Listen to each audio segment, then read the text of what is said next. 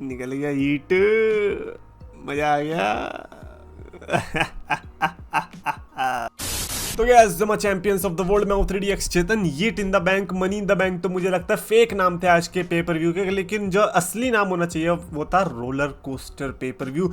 आज जो इसने इमोशंस के साथ खेला है, सबसे बड़ी चीज तो मैचेस से आई नहीं। यस, उस पर भी हम डिस्कशन करने वाले ऑब्वियसली। सबसे पहले तो मैचेस की प्लेसमेंट मेरे को बहुत अजीब सी लगी। Money in the bank ladder match से शुरू हो रहा है कार्ड। आई थॉट कि शायद से स्टार्टिंग वुमेन्स के लैडर मैच से होगा, ending money in the bank ladder match से होगा, बट प्लेसमेंट से ही पता चल गया था कि ओके ब्लू, आज तो कांड होने वाला है। मेरी prediction Jey Uso and LA Knight की उस बेस पर थी कि हाँ, money in the bank briefcase क्या काम करता है उस हिसाब से जे ऊसो और एले नाइट का सेंस बनाता है। बट इस समय पर जो डोमिनेंस सीएम पंक और ड्रू मैकिंटायर की राइवलरी ने दिखा रखा था, फॉरगेट सीएम पंक और ड्रू मैकिंटायर की राइवलरी में, वो वहां तक भी नहीं जा रहा। मैं ये कह रहा हूं कि इस समय पर ड्रू मैकिंटायर के कैरेक्टर ने इतना ज्यादा ओवर पावर्ड कर दिया था बाकी सारे 5 सुपरस्टार्स के कैरेक्टर को कि उसका जीतना ऑब्वियसली सेंस बन गया एंड में आते आते। बिकॉज ड्रू मैकिंटायर वो बंदा जिसको इतना फ्रस्ट्रेट कर दिया कि बंदा रेसलमेनिया में हारा, बंदा फिर यहाँ पे उसके बाद नंबर 1 कंटेंडरशिप में हारा, और उसके बाद दोबारा से डेमिन प्रीस्ट के अगेंस्ट जो मैच हुआ था उसमें उसके साथ कांड हो गया बेचारे के साथ। सो हर जगह पर उसके साथ कुछ ना कुछ हो ही रहा था, and majorly thanks to CM Punk, है ना।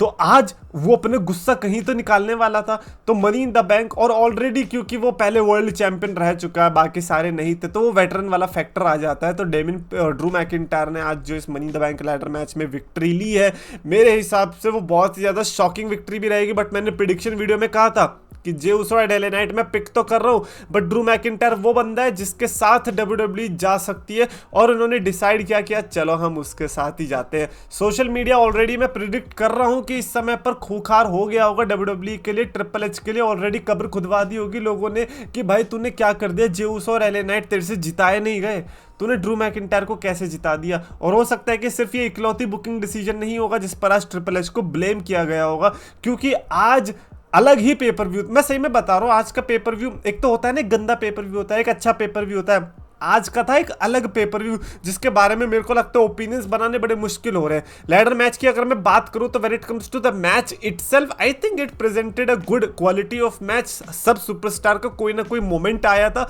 जैसे कि आंड्रादे और कार्मेलो हेस का भी आया था। इन दोनों का तो मुझे पता था कि इनके लैडर वाले स्पॉट्स ही आने वाले मैक्स टू मैक्स, इनके वही आए थे। उसके अलावा Jey Uso and LA Knight के ज़्यादा अच्छे मोमेंट्स मेरे को लगे थे उस मैच के दौरान।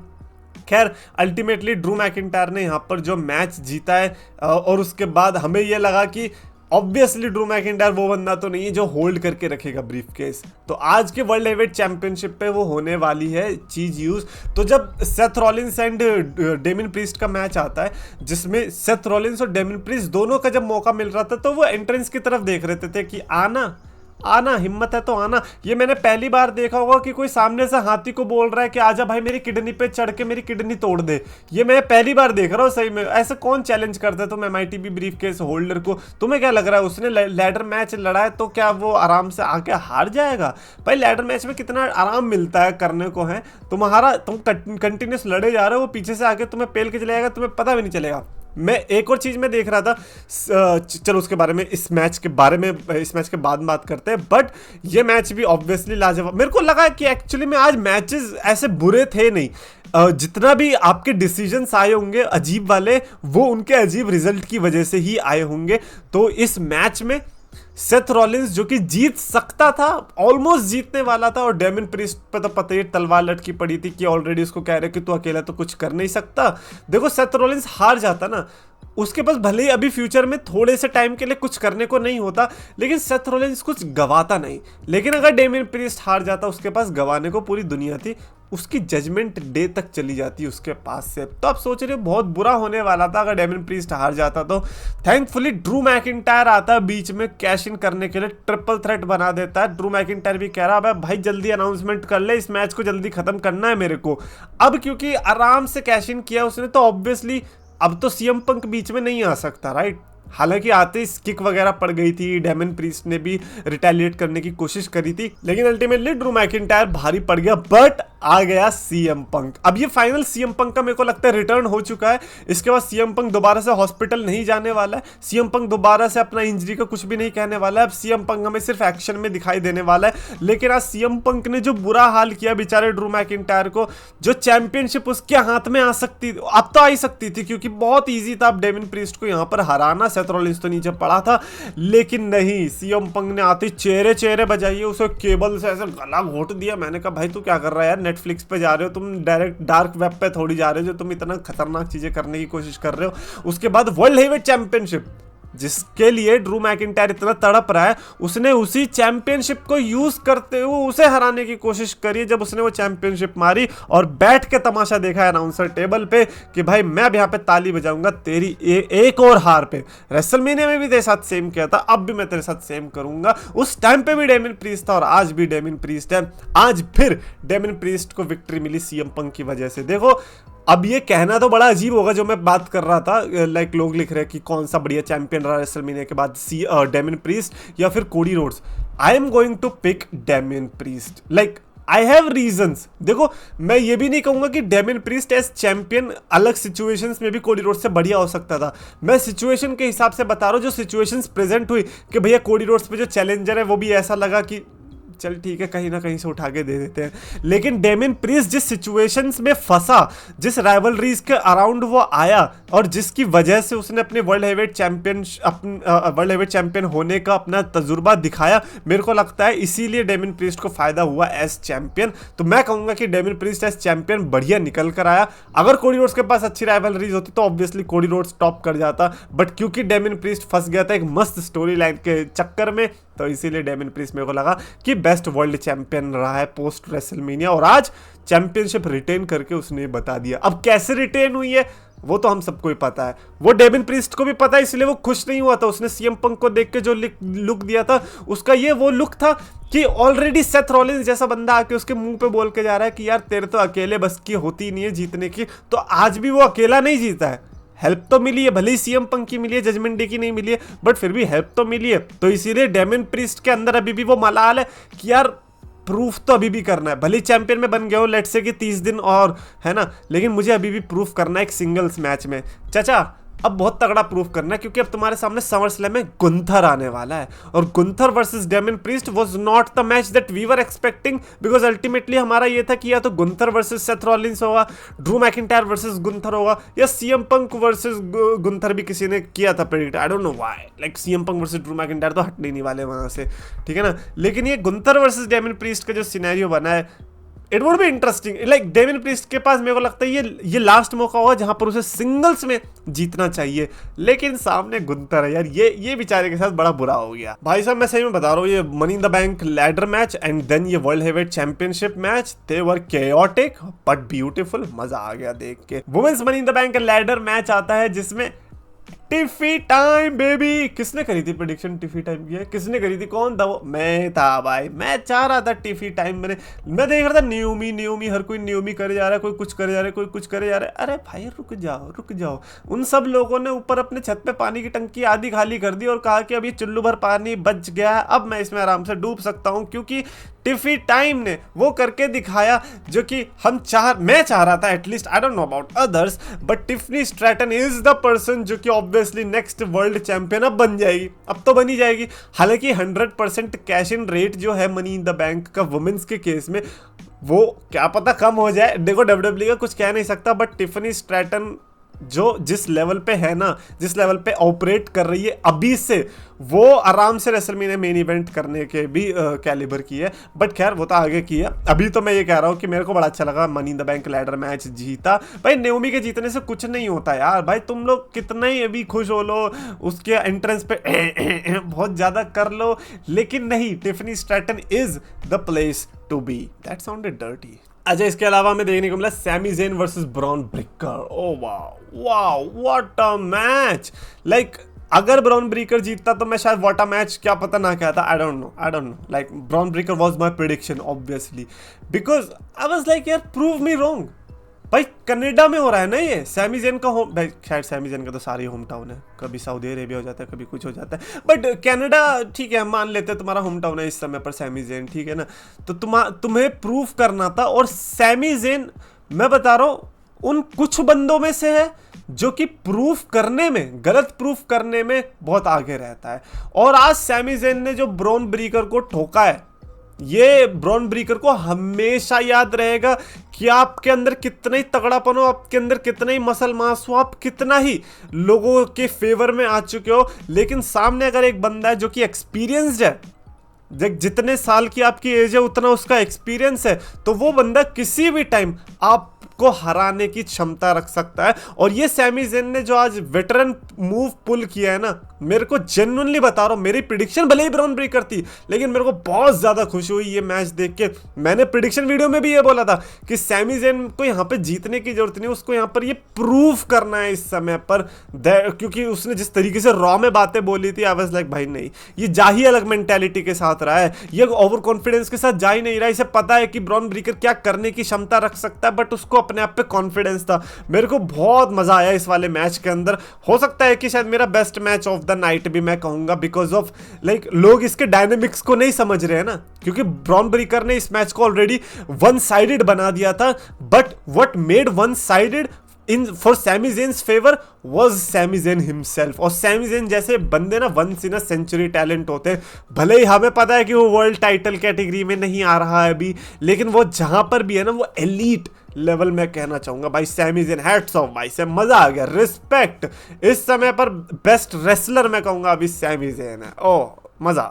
अबे भाई कैजुअली आता है, रेसलमेनिया में गुंतर को पेल के चले जाता है, उसकी स्ट्रीक तोड़ देता है, यहां आता है ब्रॉन ब्रेकर को पेल के चले जाता है। अबे हलवा है क्या? मेरे को लगता है सैमी ज़ेन की जितनी तारीफ होनी चाहिए उतनी होती नहीं है, बट खैर सैमी ज़ेन ने इंटरकॉन्टिनेंटल टाइटल चैंपियनशिप रिटेन करी। I am happy and personally I would want कि एक और रीमैच मिले between these two superstars. And finally आता है इनका blood line versus Cody roads, Randy Orton Kevin Owens के बीच मैच। रैंडी ऑर्टन का गाना गा रहे होते हैं सोलो सिकोआ, एंड ये जो बाकी पूरी ब्लड लाइन है इनकी एंट्रेंस होती है मस्त तरीके से, मजा आता है देख के। मैंने कहा हाँ ब्लड लाइन तो है। माइकल कोल ने बड़ी अच्छी बात बोली थी कि ये ब्लड लाइन और ब्लड लाइन में अंतर था। वो ब्लड लाइन थी रूल्स पे चलती थी, अब कैसे भी रूल्स थे लेकिन रूल्स थे, लेकिन ये वाली जो ब्लड लाइन है ये रूल्स ही फॉलो नहीं करती है, जो भी है I don't know man. But ये वाला मैच पर्सनली मैंने पहले ही बताया था, मैं इस मैच के लिए उतना हाइप नहीं था, पूरी दुनिया हाइप्ड होगी लेकिन मेरे लिए नहीं था, बिकॉज मैं इस ब्लड लाइन को ही सीरियसली नहीं ले पा रहा हूं। मेरे लिए जो ब्लड लाइन है वो वही है, Roman Reigns, Jey Uso, Jimmy Uso, Sami Zayn, Solo Sikoa, यही है ये वाली जो ब्लड लाइन है ना। और ऊपर से फिर ये भी है, चलो ठीक है ये रिप ऑफ ब्लड लाइन है, तो मैं नहीं चाहता कि कोडी रोड्स और ये सब इससे पंगा ले, बिकॉज इनका पंगा किससे है? रोमन रेंस और इन सब से। हालांकि अभी शुरू नहीं हुआ है, बट अल्टीमेटली तो मैं चाहूंगा ना कि वही इसको खत्म करे, तो कोडी रोड्स और ये सब खत्म नहीं करने चाहिए। मेरी प्रेडिक्शन यहाँ पर थी कि कोडी रोड्स, रैंडी ऑर्टन और केविन ओवेंस कैसे हार सकते हैं। God damn bro, triple H ने प्रूव कर दिया गलत भाई। कैसे ये वाला डिसीजन दिया? बिकॉज मेरे को लगता है मोस्ट ऑफ द लोगों ने यही प्रिडिक्ट किया होगा कि यहाँ पर केविन ओवेंस की टीम जीतने वाली है। कोडी रोड्स एक वर्ल्ड चैंपियन कैसे पिन हो सकता है?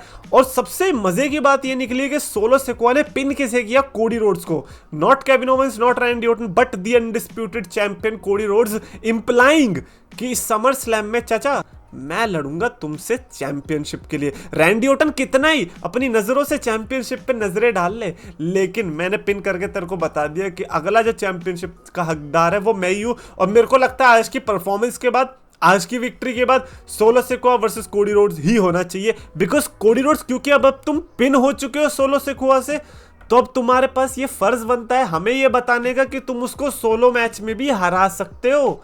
अगर नहीं हरा पाओगे तो फिर तो ऑब्वियसली चैंपियनशिप चली जाएगी।